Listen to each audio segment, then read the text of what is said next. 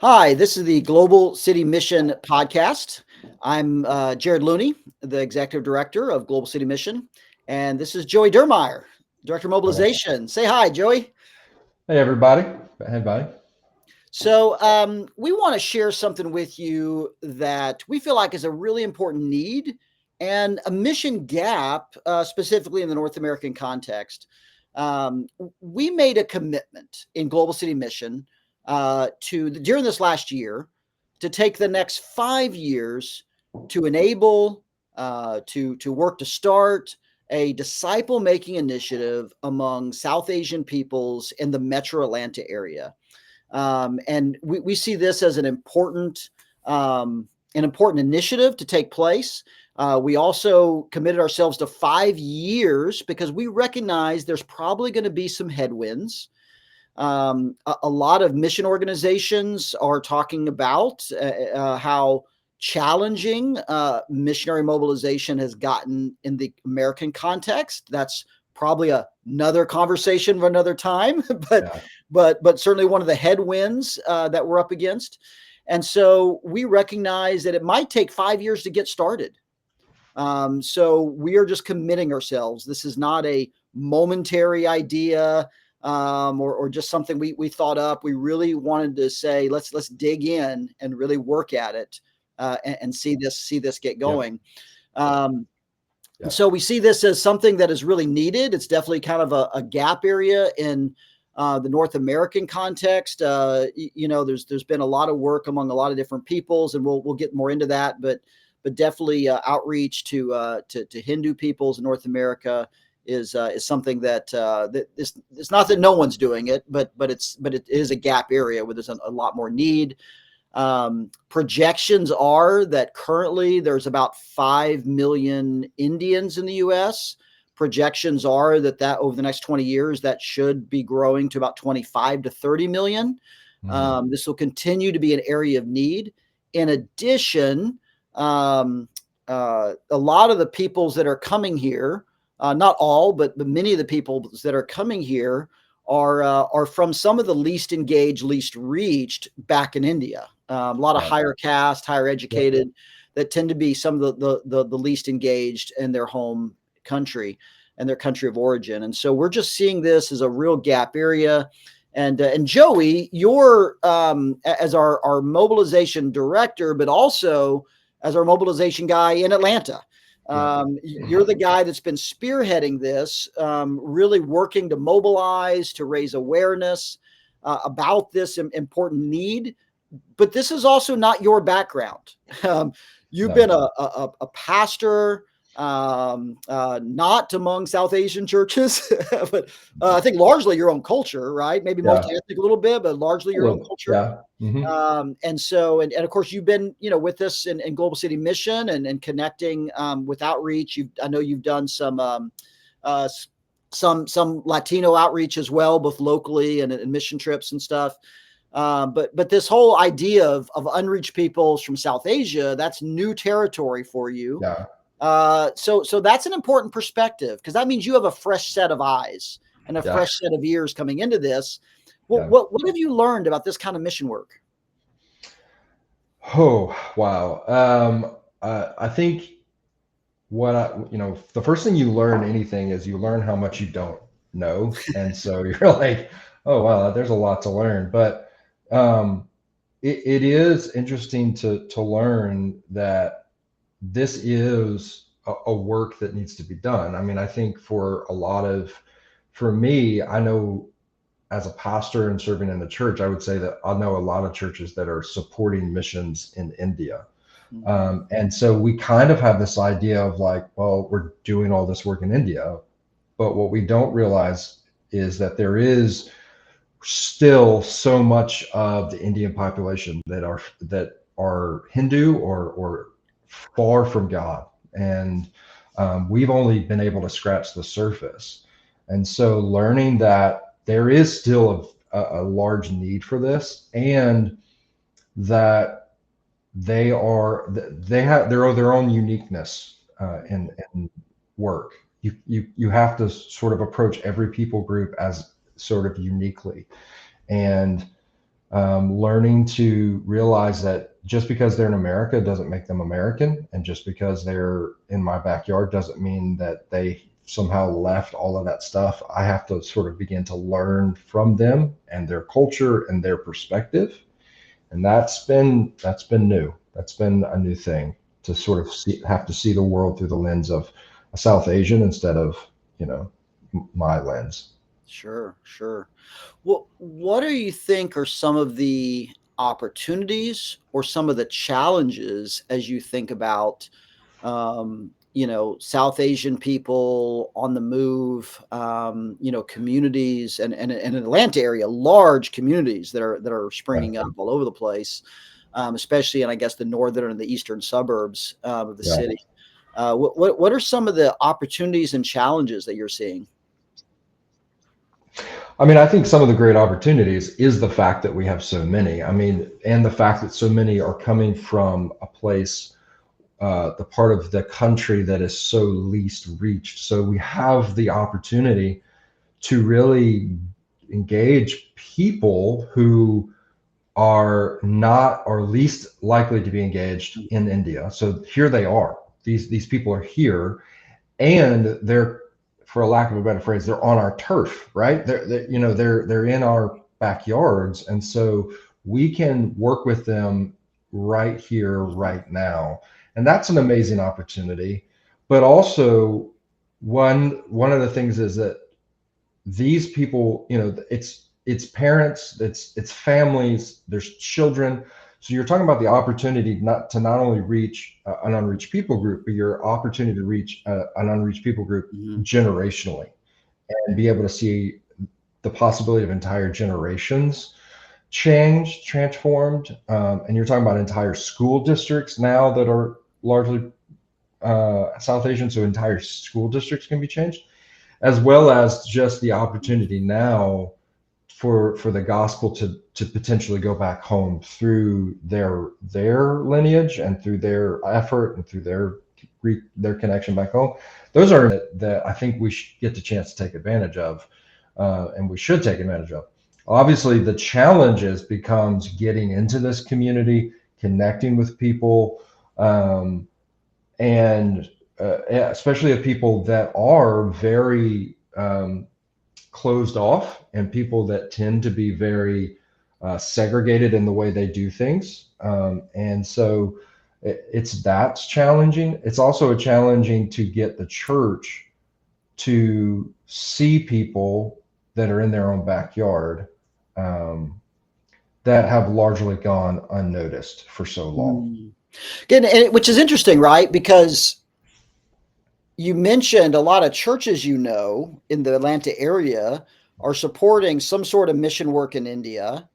And I don't know if any of them have run into this yet, but it's actually getting harder for Hmm. NGOs, non-government organizations, Yep. things like nonprofits, et cetera, to funnel resources into India with some of the rise of Hindu nationalism that's taken place there. There's actually been some new barriers that have been kind of emerging. I don't know if they're new, but maybe increasing barriers that are kind of emerging. Right. And so even to not just give up, but to realize, oh, maybe there's some more creative ways to look at this, as people from that part of the world are on the move all over the world. Right. You find Indian and South Asian communities in Australia, in East Africa, in other parts of Asia, I remember being in Panama City, and there's not a large South Asian community there, but I'm in a coffee shop, and the barista that serves me is from Mumbai, Yeah. and Yeah. and I mean, it's people, it's a people on the move. It's a nation, a population of over 1 billion people. Yeah. I believe it's now surpassed China as the most populated nation Yeah. on earth, and so people on the move. With the largest, yeah, with the largest people on the Yeah, move too yeah, at the just same time, just right? everywhere, Yeah. absolutely, and it's gonna there's increasing barriers for churches that are investing in the work in India. Now, if they can, they should continue, helping the Indian church in ways that are appropriate there. But there are all these other needs and these opportunities if we're creative in how we think about things. What Yeah, you absolutely. mentioned kind of some of that sense of like, man, that feels like that community exists here, and then maybe the church of, that's kind of, I don't know, indigenous to Georgia, is kind of over here. And Yeah. do you, when we talk about cross-cultural mission, especially as we emerged from colonialism, we began recognizing the need to see local leadership rise up and churches kind of take on their local context and not just impose westernization on them. Right. As you think about South Asian communities that have landed in the metro Atlanta area, do you think, you know, contextualization, kind of some of the things we learn about cross-cultural ministry, is that still relevant, or does the church need to make any changes whatsoever, when reaching out cross-culturally? Yeah, so I think this is one of the issues, particularly with India, right? Because the church has been there for so long, and because we've imported Western Christianity to them, Mhm. one of the challenges and one of the realities that comes is, yes, we may have South Asians who come here, we may have that are Christian, but they're so much like a Western Christians that they no longer even understand or know how to engage with someone who's Hindu, because they've been taught to separate. They've been taught sort of this Wow. Western style of Christianity, which really is foreign to an Eastern thinker and foreign to an Eastern religious person. And so I Even though think, Christianity is originally Eastern. right, right. So it's And been contextualized for us, and then we're yeah, sending our contextualized version back to the East. yes, exactly. And so the mistake that we're going to make as the church here is we're going to look and go, well, they're just like us. We can just kind of enfold them into our Western church. But the reality is that's not true. That's just not going to be able to be sustainable, because yes, you're going to be able to maybe bring in some Christians, but even those want services just like Mhm. anybody else in their own language, or Mhm. Bible studies in their own language. So there's going to have to be some level of contextualization. But the reality is that Hindus are still Eastern thinkers and still Eastern religiously, and have a bad taste in their mouth towards the church, even, and they're bringing that Because over of that with them. colonial And so history. we've got, right.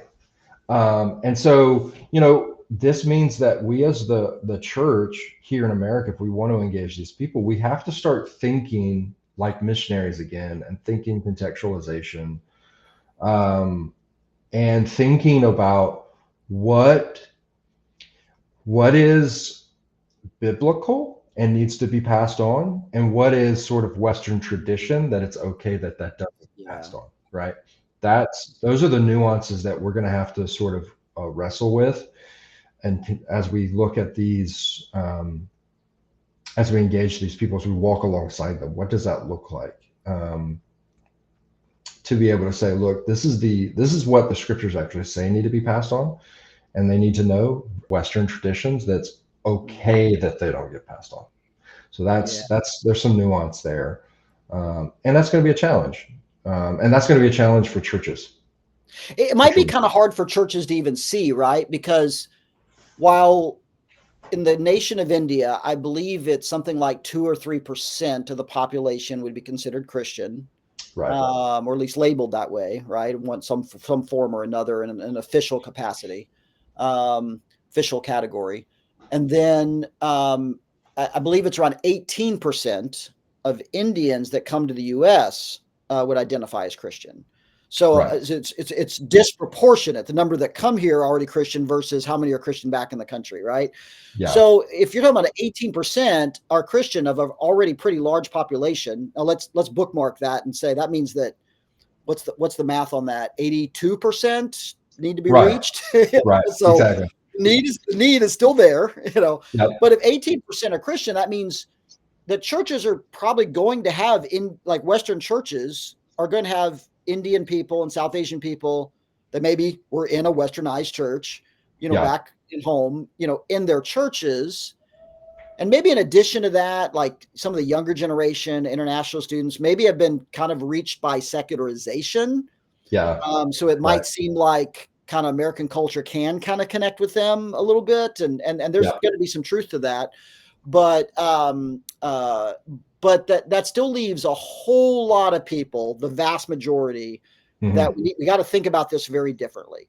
But Right. I think you're right, though, and I think that because there is some percentage that'll connect, because there are these people that did grow up in an existing Christian environment, there's going to be a sense that, oh, look, we can just do things the way we do them.